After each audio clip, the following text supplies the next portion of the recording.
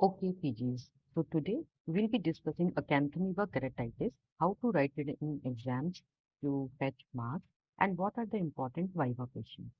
So first, we will start with little introduction. It is always better to mention something about the topic at the beginning only.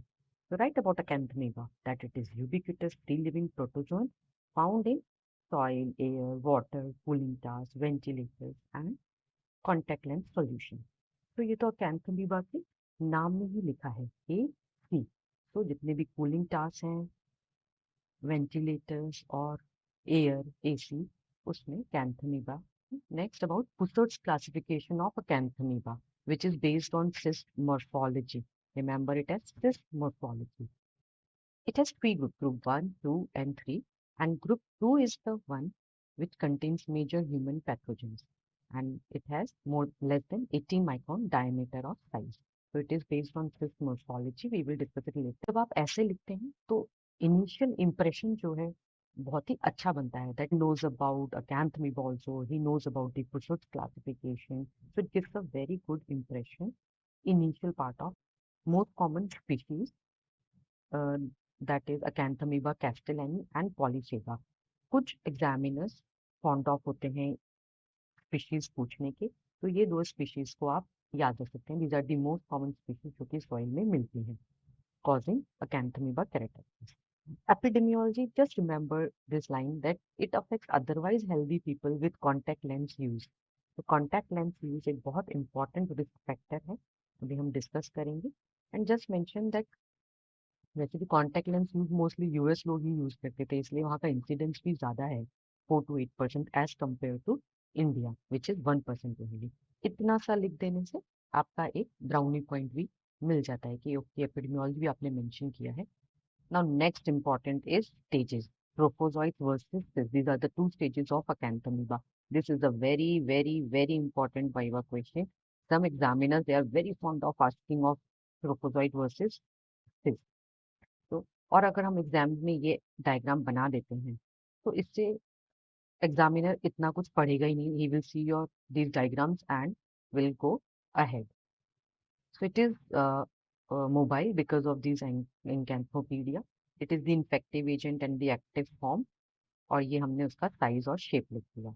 This जो होता है एक dormant form होता है, ये viva में पूछा जाता है. रेजिस्टेंट होता है, ये वाइवा में पूछा जाता है. The very important viva question. And that's how it is responsible for persistent disease. ये भी आपका एक इंपॉर्टेंट वाइवा क्वेश्चन है. तो इस चीज को आपको अच्छे से वाइवा के लिए भी तैयार करना है, और एग्जाम में लिखने से आप मार्क्स भी अच्छे से गेन कर सकते हैं. Now comes risk factors. Risk factors मैंने आपको ऑलरेडी बताया, जहां मिलेगा वहीं पे होगा. तो contact lens, swimming pools, following trauma, surgeries, contaminated water और सॉइल. बट अब हम इसको याद कैसे रखें? I am giving you 2 second recall. So you remember it this way. इसमें आपके सारे रिस्क फैक्टर्स कवर हैं, और इस तरह आप इसको याद रख सकते हैं. तो एग्जाम में ज़्यादा सोचना नहीं है, just right risk factor by recalling this 2 second line. Pathophysiology बहुत डिटेल में पैराग्राफ्स में लिखने की जरूरत नहीं है. जस्ट मेंशन कॉर्निया में एब्रेशन होगा, वो अकैंथोमीबा अंदर जाएगा, अपने कुछ एंजाइम्स को वो रिलीज करेगा लाइक साइटोलाइटिक प्रोटीन्स और प्रोटीएजेस, और फिर पेनिट्रेट करेगा. रिसेंटली एक पोर फॉर्मिंग टॉक्सिन भी देखा गया है, अकैंथापोइन. अभी तक ये वाइवा में नहीं पूछा गया है, बट अगर कोई जनरल टाइप क्वेश्चंस पूछेगा एग्जामिनर तो वो अकैंथापोरिन पक्का पूछेगा, तो आप इसको भी वाइवा के लिए याद रखें. Next, clinical features. तो क्लिनिकल फीचर्स हम हमेशा डिवाइड करते हैं इनटू सिम्टम्स एंड साइंस, और साइंस को हम यहाँ डिवाइड करेंगे अर्ली एंड लेट कॉम्प्लिकेशंस में. नाउ इम्पोर्टेंट क्या है इसमें? सिम्टम रेडनेस है, फोटोफोबिया होगा, विजन कम होगा, ये तो हर कोई लिख देगा, बट मोस्ट इम्पॉर्टेंट जो एग्जामिनर ढूंढ रहा है वो इस लाइन को ढूंढ रहा है. तो ये लाइन को आप मिस नहीं कर सकते इन अकैंथोमीबा केरेटाइटिस. ये सिर्फ एग्जाम में ही नहीं, ये वाइवा का भी बहुत इंपॉर्टेंट क्वेश्चन है. एग्जामिनर सिर्फ यही सुनना चाहता है और एग्जाम में यही देखना चाहता है आंसर में. So remember this line that pain is disproportionate to signs. So signs पर अगर हम बात करें तो अर्ली स्टेज से स्टार्ट करेंगे and then we discuss late. So in early stages patient can have SPKs, radial keratoneuritis, epithelial cheratoiditis, ring infiltrates और ring abscess. अब इसमें से वाइवा, ये तो आपको पता ही है सारे। अब इसमें से वाइवा क्वेश्चन क्या पूछेंगे? सो इट इज रेडियल केराटोनियोडाइटिस, और एग्जाम में थ्योरी में अगर आप इसे हाईलाइट करेंगे, and epithelial pseudodendrites. This is also very important question, viva question, और एग्जाम में आप हाईलाइट कर सकते हैं। सिमिलरली रिंग इन्फ्लेटेबल, ये इंपॉर्टेंट पॉइंट्स हैं बिकॉज एग्जामिनर आंसर चेक करते समय सिर्फ यही देख रहा है कि आपको अकैंथोमीबा केराटिटिस के इंपॉर्टेंट पॉइंट्स पता है कि नहीं, कि आप दूसरी केराटिटिस से कैसे इसे डिफरेंशिएट करते हैं। So this line is important and then you highlight these 3 points. बाकी तो फिर आप कुछ भी इसमें लिख ही सकते हैं। लाइक इन रेडियल केराटिनिटिस 60% केसेस में होता है, इट इज पैथोगनोमिक।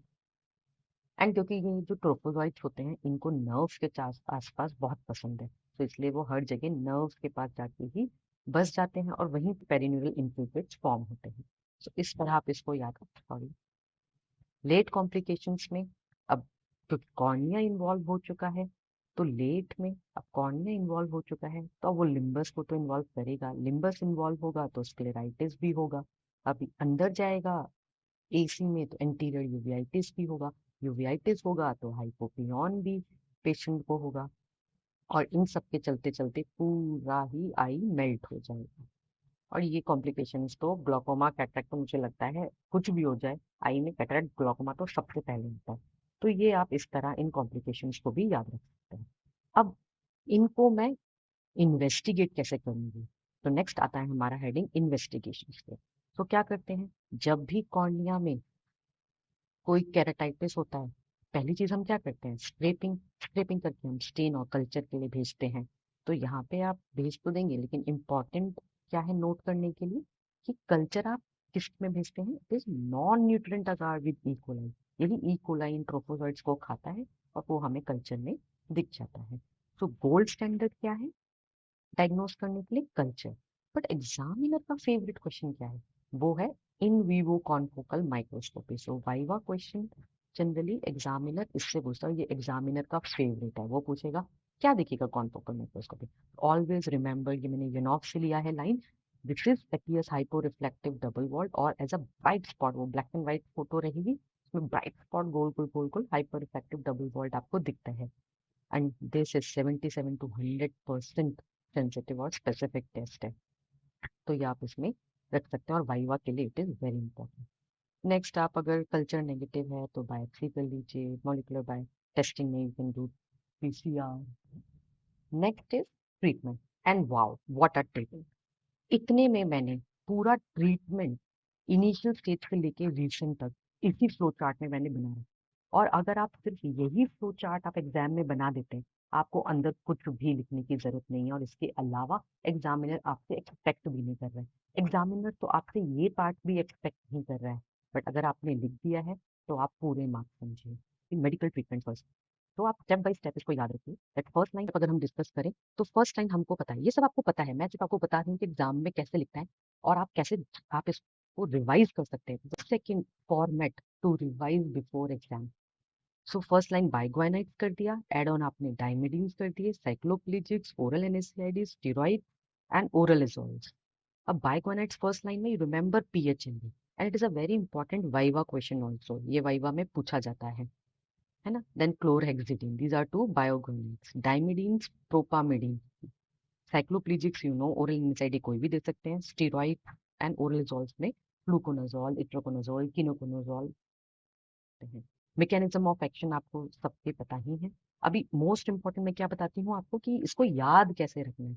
तो आप कैसे याद रख सकते हैं इसको, तो इसमें आप याद रखिए, बिग, बाइगोनाइट्स का बिग ले लेते हैं, डायमिडीन्स का डायमंड ले लेते हैं, और कार ले लेते हैं। तो जो निमोनिक बनता है वो बनता है big diamond car. So you remember as biguanides, diamidines, C for cycloplegics, A for analgesics भी याद रखिए और एजोल्स भी याद रखिए, and R for restrict steroid. ये वाइवा में भी बहुत कॉमनली पूछा जाता है कि क्या स्टीरॉइड का कितना रोल है इन अकैंथमीबा केरेटाइटिस। तो आप याद रखिए, वेरी कॉशियसली आपको यूज करना है स्टेरॉइड्स को। मेनली इनको लेट केसेस में यूज किया जाता है, और जनरली जब तक आप 2 वीक्स तक आप अच्छे से कवर दे दीजिए एंटीबायोटिक का, then only go for steroids, और in severe cases you can plan steroid. तो एन इम्पॉर्टेंट वाइवा क्वेश्चन, ये आपको याद रखना है। Azole they have some anti amoebic action, इसलिए इनको हम यूज कर सकते हैं, फॉर्म कर रहे हैं, बिकॉज अगर सुपरफिशियल इन्फेक्शन है तो। Prevention is very important. अब क्या होगा कि बाकी बच्चे तो ये टेबल बना के आ जाएंगे, बट आप उनसे अलग क्या कर रहे हो, तो आप सर्जिकल भी बता रहे हो, you are telling prevention also and recent advances also, वो भी एक ही पेज पे, एक ही फ्लो चार्ट में। मार्क्स नहीं देगा क्या एग्जाम में? बिल्कुल देगा यार। तो प्रिवेंशन, तो कॉन्टेक्ट लेंस यूजर्स को वही सब कुछ साफ सुथरा रखिए। अगर आपको थोड़े से और मार्क्स चाहिए और ब्राउनी पॉइंट्स चाहिए, तो रिसेंट को भी आप एग्जाम में लिख दीजिए। अभी पैक सीएक्सएल सुन के तो एग्जामिनर बोलेगा ये क्या लिखा है आपने। तो what is this?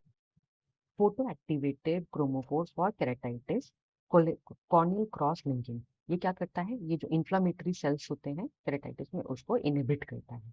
Next, preservatives like back, studies कहती हैं रिसेंटली कि बैक में भी कुछ amount of anti amoebic activity होती है, और ये अकैंथमीबा को स्पेशली इनहिबिट करता है। रिसेंटली स्टडीज में ट्रिपल ड्रग रेजिम भी ट्राई किया गया है, आप इसको भी मेंशन कर सकते हैं। अब ये सारा आपने पढ़ना कहाँ से है? और रिसेंट के लिए मैं आपके साथ एक आर्टिकल शेयर कर रही हूँ। ये article Indian journal of ophthalmology से।